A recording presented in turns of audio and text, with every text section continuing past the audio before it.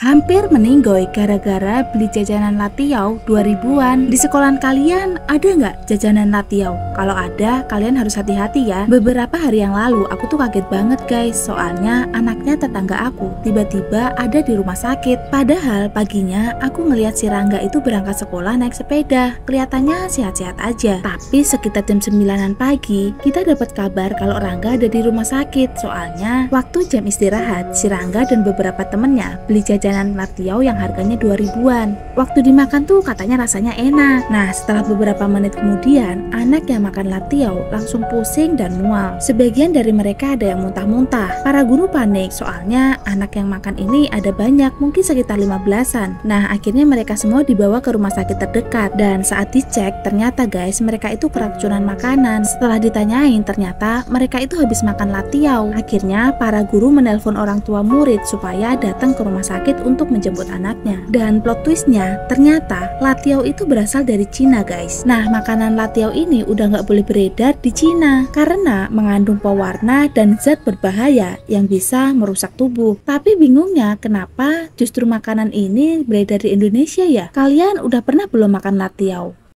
Perut sakit gara-gara nggak sarapan, terus malah jajan yang nggak sehat. Hai guys, namaku Ridwan. Aku sekolah kelas 3 di madrasah. Aku mau cerita kesalahan yang aku alami dan semoga kalian nggak kayak aku ya. Jadi gini, pagi itu aku disuruh sarapan sama ibu, tapi aku menolak karena udah kesiangan dan takut telat.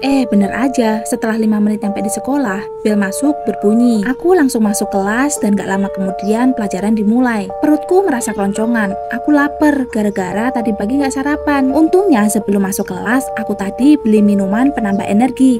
Aku pikir ini bisa mengganjal perutku yang lagi lapar. Tapi kenyataannya guys, perutku ini malah sakit. Aku pikir karena aku lapar, aku tahan-tahan. Tapi lama-lama perutku terasa melilit dan agak mual. Aku kesakitan, terus dibawa ke puskesmas sama guruku. Aku diperiksa dan diberi obat. Setelah rasa sakitnya mereda, aku diantar pulang. Nyampe rumah, aku dinasihatin oleh guruku kalau pagi harus sarapan dan kalau nggak sempet bawa roti. Dan yang bikin aku bengong, ternyata minuman yang aku beli tadi itu adalah minuman yang boleh dikonsumsi oleh orang dewasa, tidak diperuntukkan untuk anak-anak. Jadi kalian kalau jajan harus diperhatikan bisa untuk anak-anak atau enggak. Jangan sembarangan terima makanan dari orang asing. Hai guys, aku dan 30 temanku mengalami mual dan muntah-muntah setelah makan kue dari pria yang tak dikenal. Semoga kalian gak ngalami kayak aku ya. Jadi ceritanya tuh gini, waktu jam istirahat pertama, aku sama teman-teman yang lain pergi jajan ke luar sekolah karena bosen kan tiap hari makan di kantin. Nah, kebetulan di luar sekolah itu banyak banget yang jualan, makanannya juga enak-enak. Terus waktu kita baru keluar dari gerbang, kita itu dipanggil sama seorang bapak-bapak gitu. Dia ngasih makanan ke kita, yaitu kue. Kuenya itu kelihatan cantik dan enak banget guys, kita mau.